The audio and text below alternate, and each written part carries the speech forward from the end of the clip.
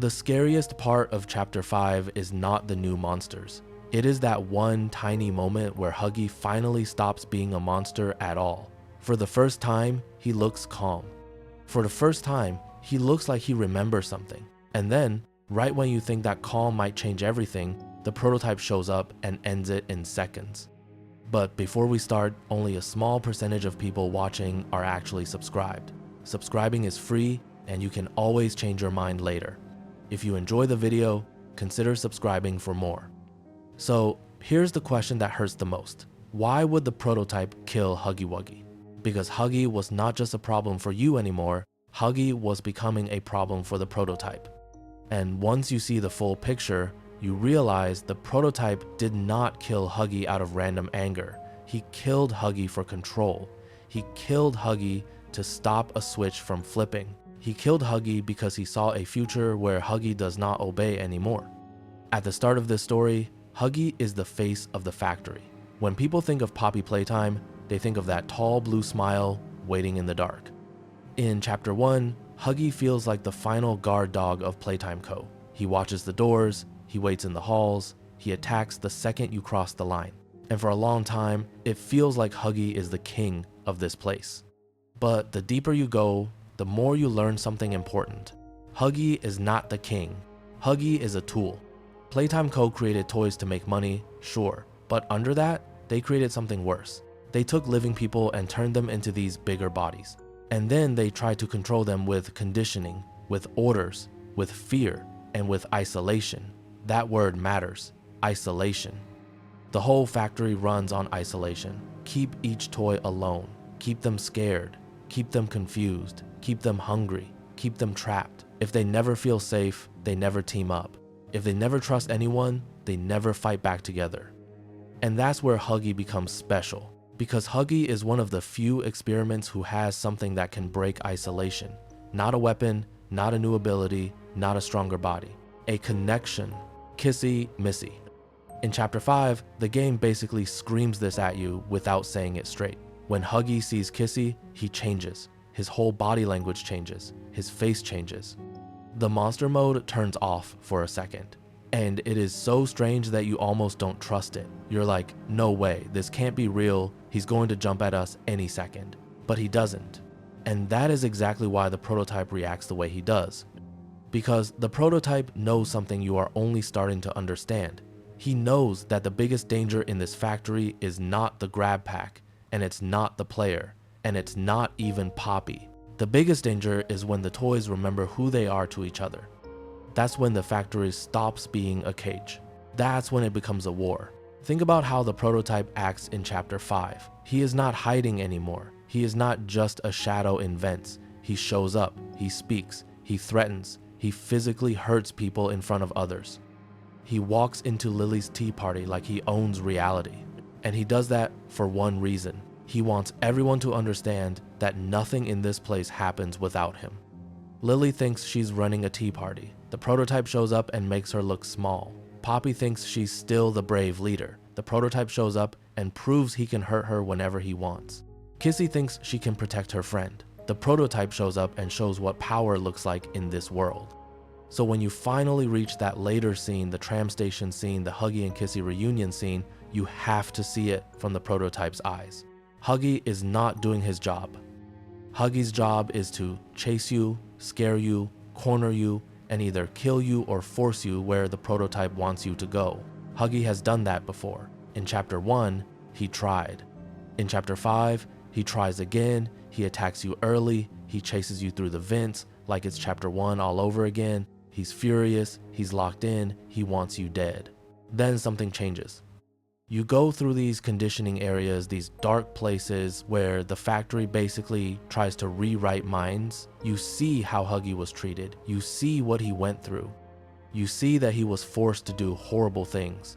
And you see something else too. The factory had ways to calm him down, ways to control him. And one of those ways is Kissy. It's hinted in a very simple way. A screen, a projection, a glimpse of her. And Huggy freezes, not because he is scared, not because he is trapped, because something inside him recognizes her. And the second that happens, Huggy stops being a perfect weapon. A perfect weapon does not hesitate. A perfect weapon does not look confused. A perfect weapon does not remember love. Now, to you, this looks like hope. Like, maybe we can get through. Maybe this monster is not fully gone. Maybe there's still something inside him. To the prototype, this looks like a disaster, because the prototype does not want Huggy to become a person again. He wants Huggy to stay a monster. He needs Huggy to stay a monster. Why? Because Huggy is not just a random toy running around the halls. Huggy is a symbol. He is fear with legs. He is the factory's loudest warning sign. He is what makes the player panic. He is what makes you run without thinking. He is what makes you make mistakes. And fear is how the prototype controls the entire system. If fear disappears for even a minute, everything changes. So let's talk about the main idea. Why did the prototype kill Huggy Wuggy? Because Huggy was about to stop being useful. That's the code answer. Huggy is useful when he hunts you. Huggy is useful when he blocks your path. Huggy is useful when he keeps you tired and terrified. Huggy is useful when he keeps the factory full of chaos, because chaos makes you sloppy. But the moment Huggy calms down, he becomes dangerous in a different way. Not dangerous to you, dangerous to the prototype. Because a calm Huggy can think. A calm Huggy can choose. And choice is the one thing the prototype cannot allow. People forget this, but the prototype is not just a monster. He is a planner. He is a leader. He is a mind that has been building a system for a long time. He collects parts. He moves pieces like a chess player. He creates automals. He makes wrong side out creatures. He uses the factory like a body and uses the toys like organs. A leader like that does not want wildcards. Huggy becomes a wild card the second Kissy shows up. And the proof is right there in front of you. Huggy literally stops attacking you. The same Huggy that was chasing you like a nightmare is now standing there looking at Kissy like he's seeing home for the first time in years. That is not a small change. That is an identity change. Now think about what the prototype does next. He does not come in from the front. He does not challenge Huggy face to face. He comes in like an executioner, fast, dirty, final, because he is not trying to fight Huggy. He is trying to remove Huggy. It's the difference between a boss battle and a decision. And that tells you the kill was planned, not emotional. So here's a second layer. The prototype didn't just kill Huggy because Huggy was calming down. He killed Huggy because Huggy was calming down right in front of the player. That matters a lot. Because if you, the player, see that Huggy can calm down, you start thinking, maybe the toys can change. Maybe the toys can be saved. Maybe the toys can team up. Maybe the toys can fight the prototype together. And that idea is poison to the prototype. Because the prototype's whole world depends on everyone believing this is hopeless. That's why the purple door to Sweet Street basically says abandon hope. That's not just a creepy message. That's the factory's religion. That's what this place wants you to feel. No hope, no trust, no teamwork, just fear. So when Huggy calms down, hope leaks into the room. And the prototype slams the door on it. Now, let's get even darker. There is also a personal reason. Not personal like love, personal like ownership. The prototype acts like he owns the toys. He talks to them like they are his. He treats Poppy like she belongs to him. He talks about the orphans like he decides their fate. He even treats Lily like a toy he can break when she gets in the way. So imagine what it means for the prototype to see Huggy belonging to someone else for a moment. Huggy is looking at Kissy with peace. Kissy is the only thing that makes him stop. That means Kissy has power over Huggy. Even if it's gentle power, even if it's emotional power, it's still power. And the prototype does not share power. So part of the reason he kills Huggy is jealousy in the ugliest way. Not romantic jealousy, control jealousy. It's the same reason he hurts Poppy's face at the tea party. That moment is not just violence, it's a message. It's him saying, you don't get to be brave in my house. You don't get to stand tall in my world. I decide what you look like. I decide what you become. It's domination. And when Huggy calms down, the prototype sees domination slipping. So he reacts the way a control freak reacts when control slips. He overkills. Now, there's another reason that connects to Chapter 5's bigger story. Chapter 5 is about the plan to kill the prototype. Giblet talks about a way to shut down the prototype's healing. There's talk about a backup, there's talk about data, there's talk about something that could finally end this. Even if you don't know every detail, the prototype knows there is danger building, and he knows the player is not alone anymore. You have help now. You have Giblet, you have Chum, you have Poppy and Kissy for part of the story. You are not just some random person with a grab pack stumbling around. You are part of a growing group. The prototype sees a team forming. So when Huggy calms down, it's not just a cute reunion, it's a possible new teammate. And if Huggy becomes a teammate, that's a nightmare scenario for the prototype. Because Huggy knows the factory. Huggy is strong. Huggy can kill other toys. Huggy can tear doors open. Huggy can chase the prototype's own creatures. Huggy is basically a living tank. If that tank turns around, the prototype's plan collapses. So the prototype does the smartest evil thing possible. He kills the tank before it can change sides. That's why it happens when it happens, right when Huggy is calm, right when the mood changes, right when you might believe something better could happen. It's like cutting a rope bridge when someone is halfway across. Now let's talk about what makes the scene even worse and also even clearer. The prototype does not just kill Huggy, he also kills Kissy. And that tells you something huge about what the prototype really fears. He fears bonds, because if his only goal was to remove Huggy, he could kill Huggy and leave. He could just end the threat. But he goes for Kissy too. Why? Because Kissy is the reason Huggy changed. Kissy is the trigger. Kissy is the proof that calming works. Kissy is also a symbol of something the company tried to do. They tried to create similar toys, friend toys, partner toys to calm the violent ones. Sometimes it failed. Sometimes it ended in death. But the idea existed. And in Huggy's case, it worked. For a moment, it worked. So the prototype destroys the evidence. He kills the friend. He kills the calm. He kills the idea that love can beat programming. Because if the toys start believing they can be saved by each other, the prototype loses the psychological war. Now, here's something people miss. The prototype did not need Huggy dead to win a fight right then.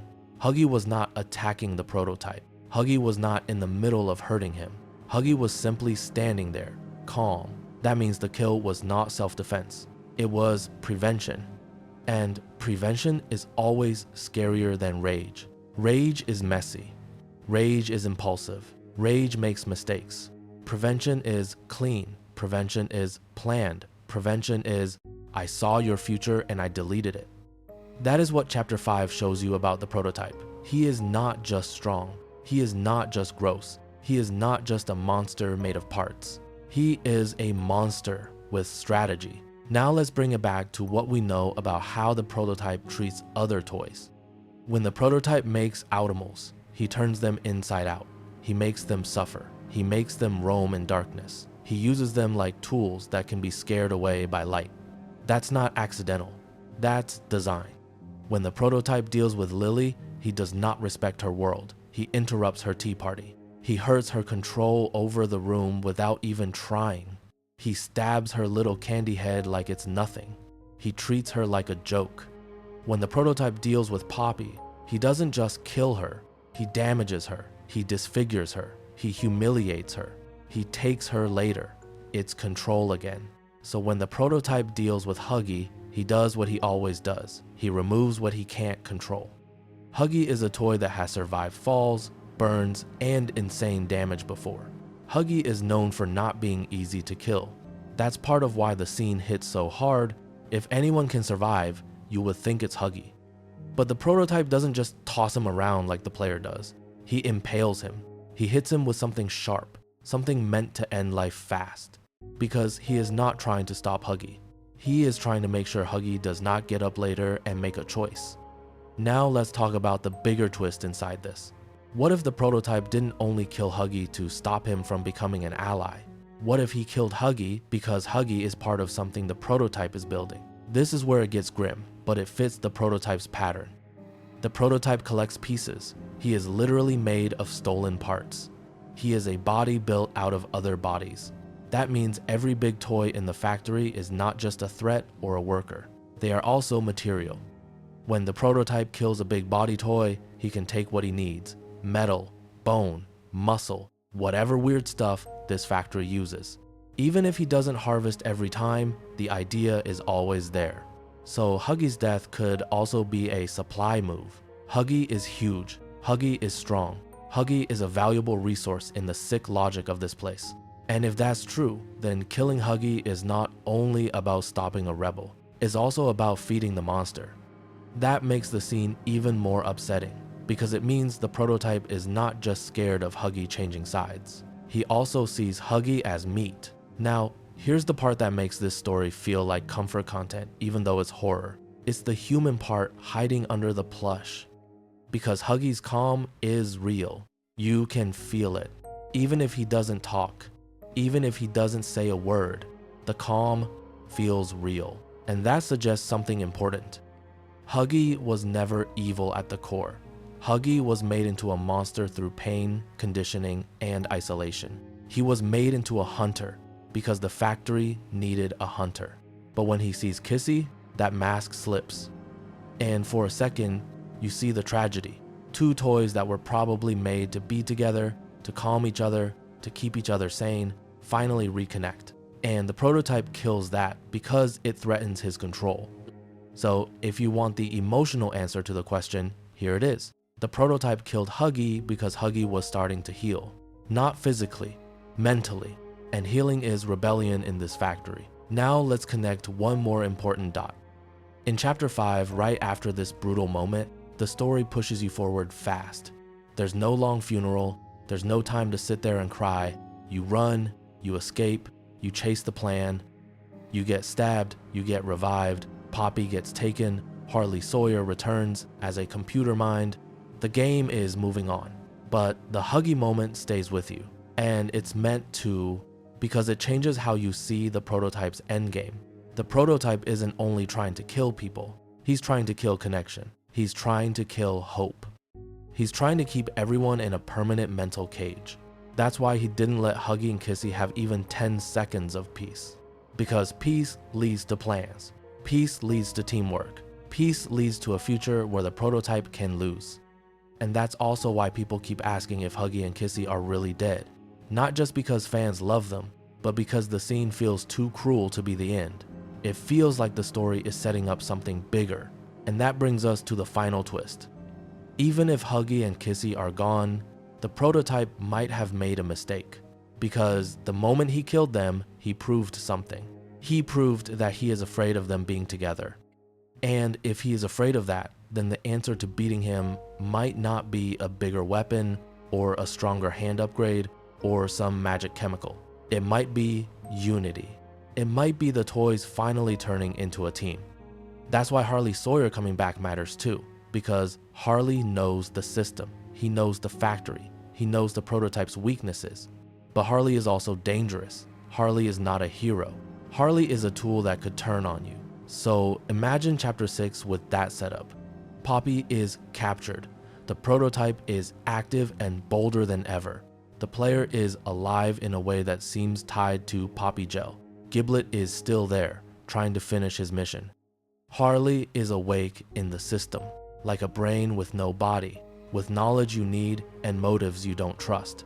And Huggy's death becomes the emotional fuel, because it tells you what the prototype will do to any toy that starts acting human again. He will kill them. So the next time any toy hesitates, the next time any toy looks like it might help you, the next time any toy shows you a little bit of heart, you'll remember Huggy. And you'll understand the real fight. The real fight is not only escaping the factory. The real fight is keeping your heart alive inside it. So, why did the prototype kill Huggy Wuggy? He killed him because Huggy stopped being a monster for 1 second, and the prototype cannot survive in a world where his monsters remember how to love. Subscribe.